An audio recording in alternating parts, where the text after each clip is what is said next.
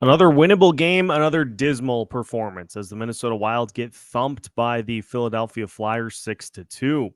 We'll talk about a pattern that is emerging in every loss so far this season, as well as what exactly Mac Boldy and Jared Spurgeon can fix when they return to the lineup, and are the Wild boxed in with what they have? We discuss all that and more on today's episode of Locked On Wild. You're Locked On Wild,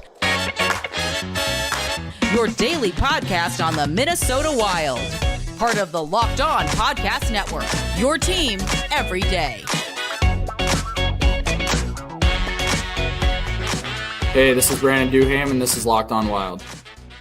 Welcome into another episode of Locked On Wild, your daily Minnesota Wild podcast. Part of the Locked On Podcast Network, your team every day. Thank you, as always, for making Locked On Wild your first listen each and every day. Make sure you subscribe on YouTube and your favorite podcast platforms so you don't miss out on any of our new episodes throughout the week, as well as pre- and post-game coverage all season long. Today's episode of Locked On Wild is brought to you by Sleeper. Download the Sleeper app and use promo code Locked On NHL to get up to a $100 match on your first deposit. Terms and conditions apply. See Sleeper's terms of use for details. On today's episode of Locked On Wild, we recap another listless performance against the Philadelphia Flyers. We'll look at what went wrong, and a hint, it's the same things that have gone wrong in every game pretty much so far this season. We'll talk about how Matt Boldy and Jared Spurgeon can slot in and what impact they will have when they return. And we'll take a look again at where this team is currently at so far this season. My name is Seth Topal, your daily Minnesota Wild insider. And here we go again. The Minnesota Wild, and I didn't have the opportunity to watch this game because of some work duties that had me on the road.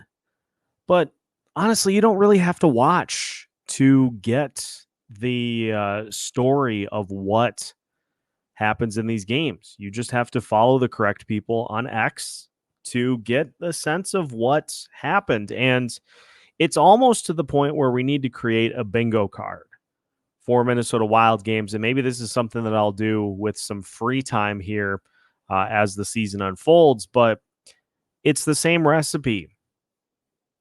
Horrendously slow start. Falling behind by multiple goals. Trying to stage a third period comeback, coming up short on terrible turnovers and giving up multiple goals to fall and pick up on yet another loss. And it is 7 games into the season, but honestly, for those who have tried to hold steadfast to it's early and that bringing Matt Boldy and Jared Spurgeon back into this lineup will cure everything that ails this team, I just have to vehemently disagree, because look at what we've seen from this team so far this season. You can even go game by game. Against the Florida Panthers. Now, the Wild didn't trail in this game because they didn't give up any goals, but if we're really honest about what we saw in that game, it was a slow start for the Wilds. Yes, Philip Gustafson ended up keeping the Florida Panthers off the scoreboard, but it was a slow start. It was a lot of time spent in the defensive zone due to careless turnovers. And if not for Philip Gustafson absolutely standing on his head, that's probably a loss. We move to the Toronto game, and honestly, I'm floored at the fact that the Wild actually led in this game, albeit early on, because they go into the second period trailing 3-1. They get to within 4-3 and then just absolutely melt in the third period and end up losing that game 7-4. The Montreal Canadiens game, Montreal is a disaster. And so for the Minnesota Wild, they didn't trail in that game because they were able to pick up 2 early special teams goals, and the Canadiens just could not recover from that. Los Angeles Kings, Wild trailed 1-0 before taking a 2-1 lead and then allowing 3 goals in the final 5 minutes of the first period, including 2 goals in the final minute to trail 4-2. They end up losing that game 7-3. Columbus, you fall behind 2-0 in this game before rallying to take a 3-2 lead, then losing that lead and losing in overtime by a score of 5-4. The Oilers game, you fall behind 1-0, and yes, you're able to stage a comeback thanks to 5 third-period goals, but the Wild trailed in that game 1-0, 2-1, 3-2. You give up goals in the first minute of 2 straight periods. First period, 54 seconds in. Second period, 32 seconds in. And then against the Philadelphia Flyers, you fall behind 3-0. You get it to 3-2, and then all of a sudden 3 straight goals by the Flyers to put the game out of reach. And I'm sorry, but the Philadelphia Flyers are very much a beatable team. But you can't expect to fall behind by multiple goals, just sleepwalking through the start of a game, turning the puck over at will in the defensive zone, and expect that you're going to be able to, like you did in 2021, 2022. You can't expect that you're going to be able to come back from multiple goal deficits like you did that season. That season was an aberration. That season was the exception rather than the rule. You don't have the roster to be able to just expect that you're going to be able to get to empty net time and work your way back from multiple goal deficits and have fun while doing it. This roster is not built the same way, and yet why does it feel like this team is continually trying to chase what went well in 2021, 2022? Those days are gone. And so for this team, it feels like a team that is just expecting that they're going to be able to get back to that type of play and start winning games in bunches. You're not built to be able to do that. And every time you fall behind, it becomes harder and harder to work your way out of an early deficit. And so I, like Jesse Pierce, like Judd Zulgad and the rest of Score North, like Michael Russo, we get tired of seeing this team just zombie walk their way through the first period of a game. The Wild were outshot in the first period 22-5. That is the second time in the last 2 games, the last 3 games, that the Wild have given up 20 shots in a period and have had less than 10 themselves. It is beyond baffling. It's infuriating. And there just doesn't seem to be any sense of the urgency needed to get off to a better start. You're a team that's built on physicality, on wearing your opponents down, and being able to get a lead and hold it thanks to good defense and good goaltending. Well, guess what? The defense has been dead last in the NHL so far this season. And you're playing at a level of pace that is too slow for you to even catch up to your opponents to be able to hit them. I'm sorry, but it's the same thing every game. It's a lack of discipline.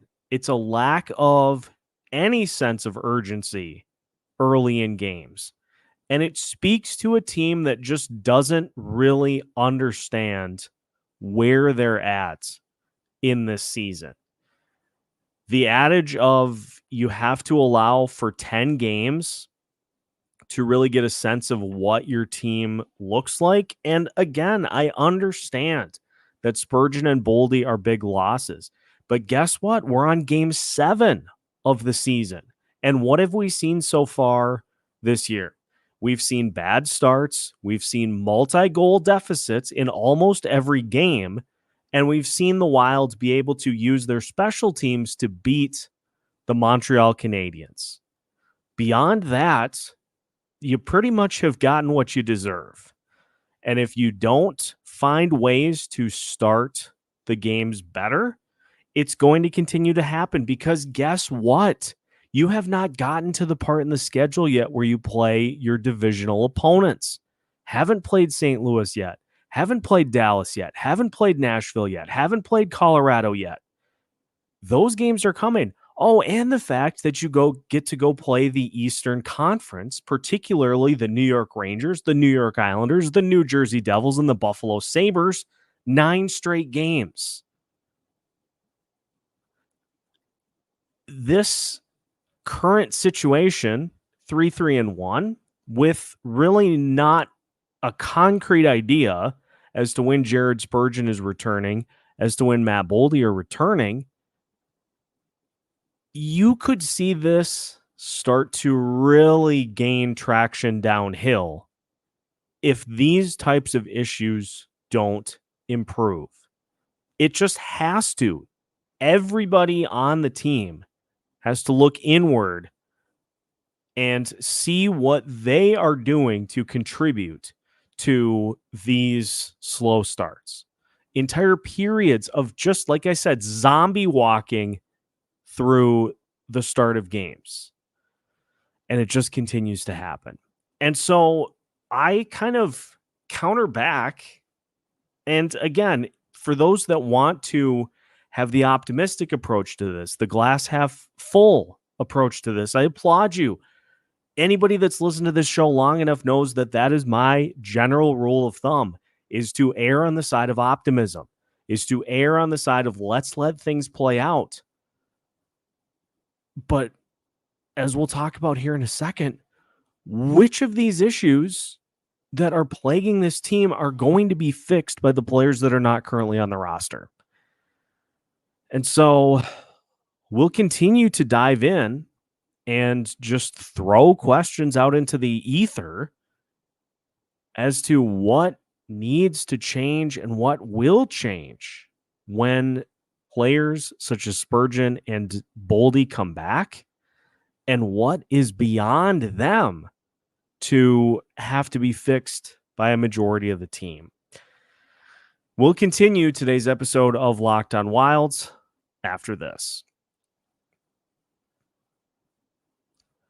Today's episode of Locked On Wild is brought to you by FanDuel Sportsbook. Snap into action this NFL season with FanDuel, America's #1 sportsbook. Right now, new customers get $200 in bonus bets guaranteed when you place a $5 bet. That's $200 in bonus bets, win or lose. If you've been thinking about joining FanDuel, there is no better time to get in on the action. Minnesota Vikings taking on the Green Bay Packers this weekend, and plenty of opportunity for you to ride off of a big win for the Vikings against San Francisco by placing a wager on the Vikings to beat the Green Bay Packers this weekend. And if you cash in there, you can use your bonus bets to throw down on player props such as Jordan Addison. Kirk Cousins owns the Green Bay Packers, so there are good values there as well. Visit FanDuel.com/lockedon and kick off the NFL season. FanDuel, official partner of the NFL. Today's episode of Locked On Wild is also brought to you by Jase Medical. And with the uncertainty in the world today, it's important to be prepared. Whether it be unrest in the Middle East, hurricanes in Florida, and other weather phenomenon throughout the country, these can all lead to supply chain shortages for medication or the inability to get medications in a timely manner. Enter the Jase case. It's a personalized emergency medication kit that contains 5 essential antibiotics that treat the most common and deadly bacterial infections. You can also customize your Jase case and add additional life-saving medications based on your unique needs. And if you are starting to do your holiday shopping, but not sure what your family members would need in a personalized Jase case, you can buy a gift card for family or loved ones so that they can get a Jase case on their own. Go to jasemedical.com and enter code LOCKEDON at checkout for a $20 discount on your order. That's promo code LOCKEDON at jasemedical.com. Welcome back to today's episode of Locked On Wilds. Once again, we thank you for making Locked On Wild your first listen each and every day. For the everydayers, again, we encourage you to stick with us. We will have a normal rotation of content for you for today's game against the Washington Capitals. So make sure to tune in for a pregame preview as well as in-game content and a live Locked On Wild postcast once the action and all the TV interviews have been finished. We will have everything for you regardless of what happens in the game tonight. So keep an eye out for that. I want to direct you to another stat dump from Brett Marshall that just so happened to come after the Wild lost once again to the Philadelphia Flyers. Let's look at some of the things. And again, we're going with the theme here in this segment of which of the issues that are currently plaguing this team are going to be fixed by the return of Matt Boldy and Jared Spurgeon. From Brett, the Minnesota Wild's 31 goals against is the second most in the NHL, behind only Carolina, who have played one more game.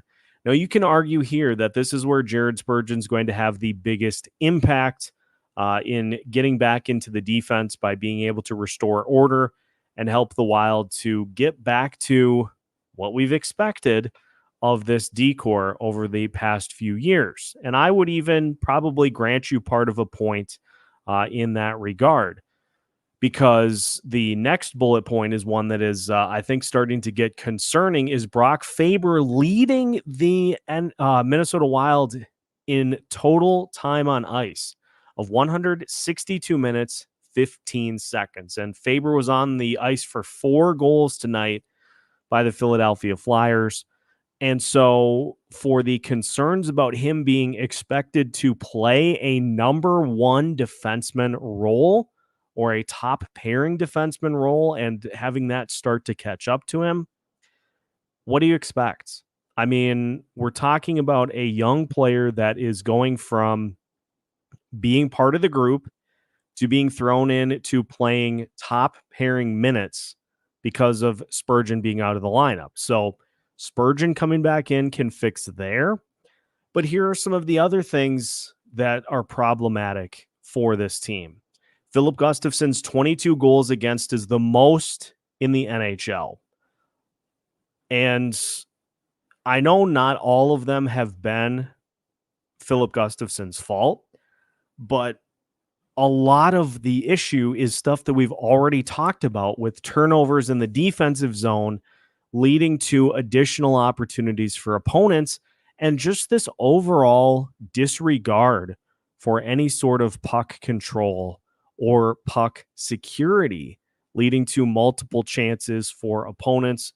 And Pat Maroon said it after the game, is the Wild are basically giving opponents whatever they want from a shots perspective.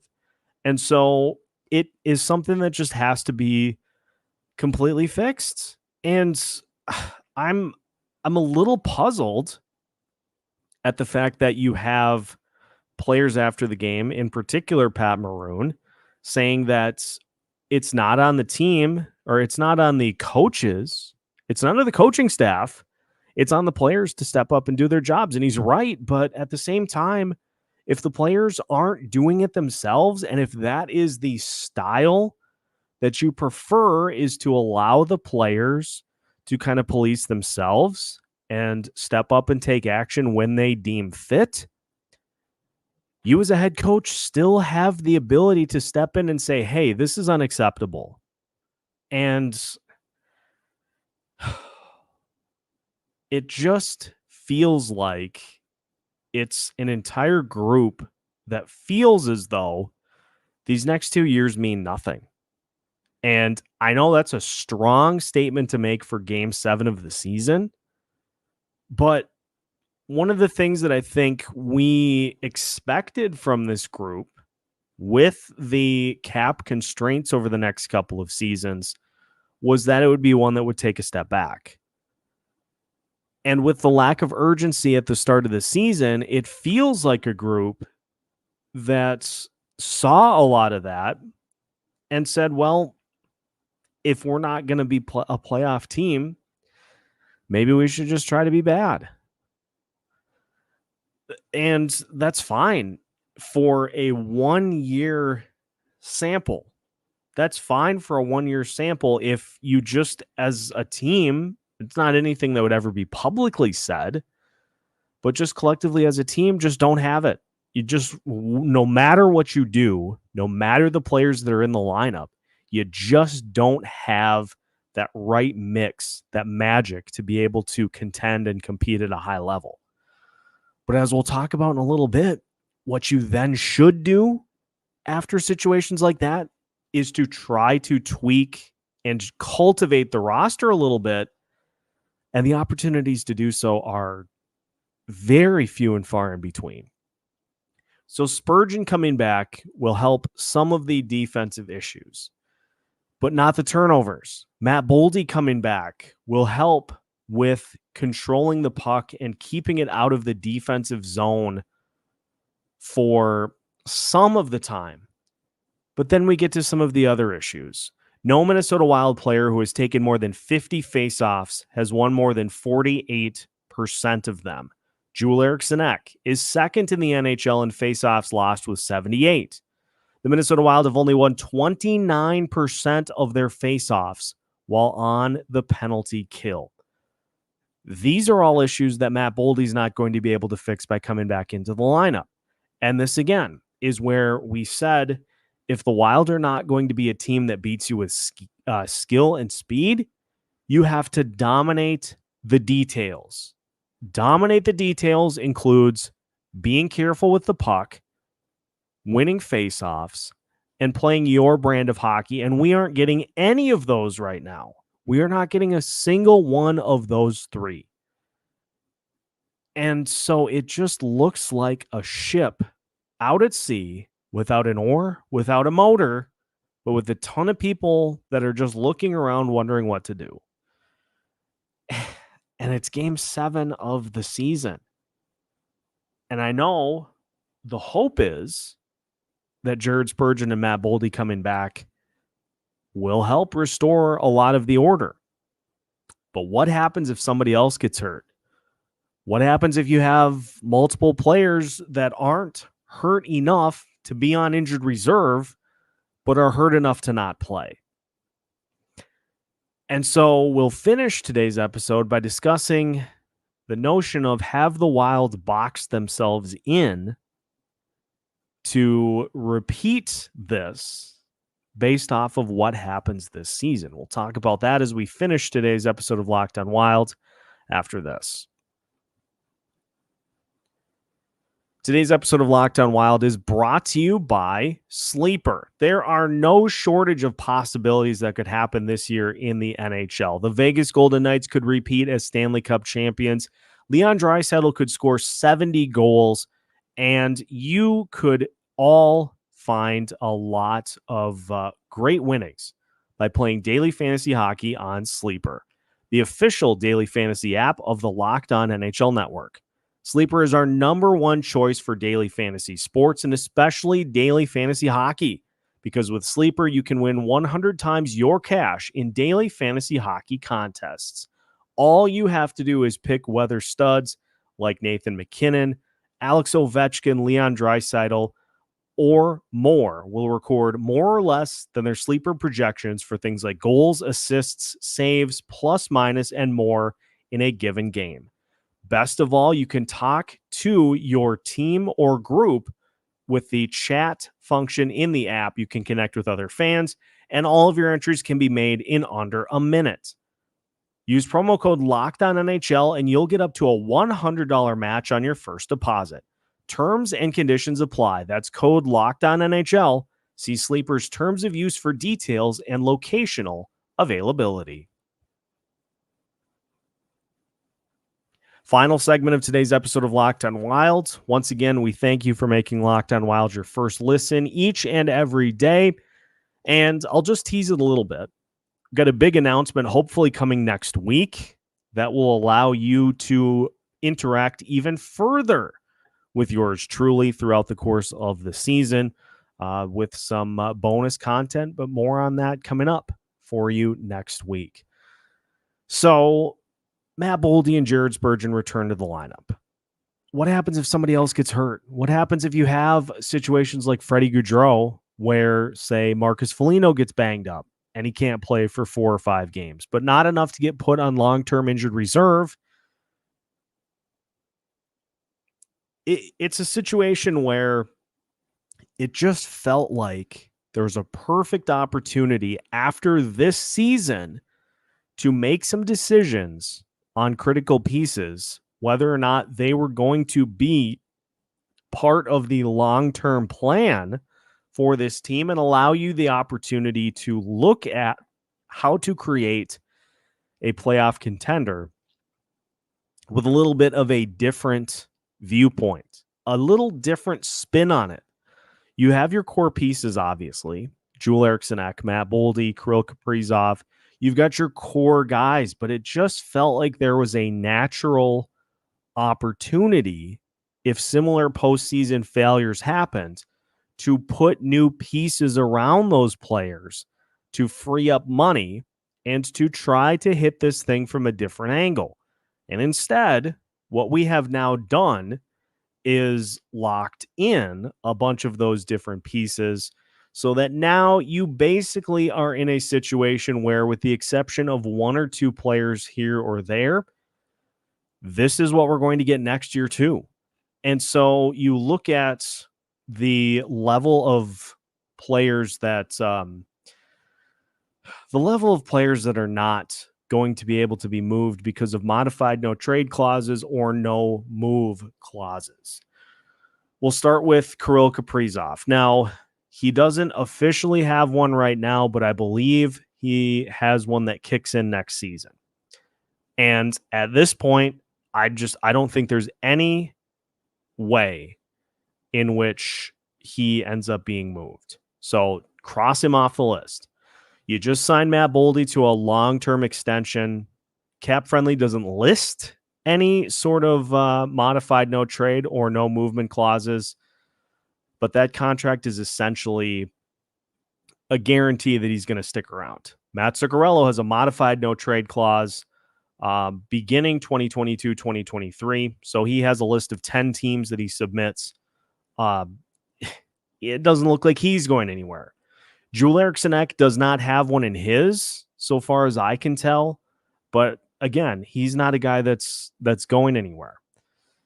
Marcus Foligno had a no movement clause added to the 2023-2024 season as part of the extension that he signed before the year started. So he's not going anywhere unless he waives it. Freddie Gaudreau is a modified no trade clause, a 15-team no trade list. Marcus Johansson has a no trade clause. Ryan Hartman has a no move clause that was added to his current deal as part of the 3-year extension that he signed on October 7th. Brandon Duhaime does not have any sort of trade protection in his contract. Marco Rossi does not in his. Connor Dewar does not in his. Pat Maroon has a 16-team no trade clause in his. And then Jujhar Khaira and Vinny Lettieri. Jonas Brodin has a no movement clause in his contract. Jared Spurgeon has a no movement clause in his contract. Alex Goligoski has a no movement clause in his contract. Jake Middleton does not. John Merrill does not. Brock Faber does not. Kalen Addison does not. But here's the thing is, okay, so let's say you do want to free up some room to try to do something to just give yourself a little bit of a different spin, a little bit of a different look. You have essentially guys that are important to this formula. They're not critical pieces, but you're telling me you're going to move a guy like Brandon Duhaime or Connor Dewar to try to bring somebody else in to help out with what has gone on so far this season? John Merrill is the one that makes the most sense, but there just has been no indication whatsoever that a trade of him is on the table or moving him to Iowa is on the table, which is beyond me. I don't get it, but there just has been no indication. And so I'm middlemaning here. There's been no indication that there is even a discussion about that type of a move at this point. And so if you're going to make a trade, and Jesse Pierce has been on this since the season started, is that the Wild are probably going to have to do something in November. It's going to end up being somebody that you just shouldn't have to part with to make a move. And that leads me to that third bullet point on today's show. Are the Wild boxed into this path now? And somebody on Twitter was asking, why have we gotten no direction from Bill Guerin for this team through these next couple of seasons? And I disagree with that point. We've gotten direction during this tenure so far. The problem is it's pointing back to 2021, 2022. That was the entire premise of 3 different contract extensions was, and obviously I don't think it went down this way. I would highly doubt that it did. But the message you're basically sending is, hey, promise that you're going to get back to the level of production that you were at in 2021, 2022. Okay, we'll give you the extensions. And for this Wild team, they're just not that team. They are just not that team that they were a couple of seasons ago that shattered all the goal records that this franchise has ever had. They're not that team. We saw the kind of team that they were last year. But they're not even playing that style at this point in the season. They're just rudderless out there on the ice. And with this stretch coming up, starting on Sunday, against the New Jersey Devils, against the New York Rangers, against the New York Islanders, against the Buffalo Sabres. Oh, and then once that stretch is done, you get to play Dallas. It's 3-3-1 right now. You go ahead and try to tell me what the record will be after that 9-game stretch is over. It has to change now. It has to change in a hurry. And there's really not any sort of savior, with the exception of Jared Spurgeon and Matt Boldy, that are going to be able to help make this better. So you better figure it out, or we are just beginning what is going to be a long season. That'll do it for today's episode of Locked On Wild. Once again, we thank you for making Locked On Wild your first listen each and every day. Make sure, if you haven't already, you subscribe on YouTube or your favorite podcast platform so you never miss out on any new episodes or any pre- and post-game content throughout the course of the season. You can find new episodes every Monday through Friday as part of the Locked On Podcast Network.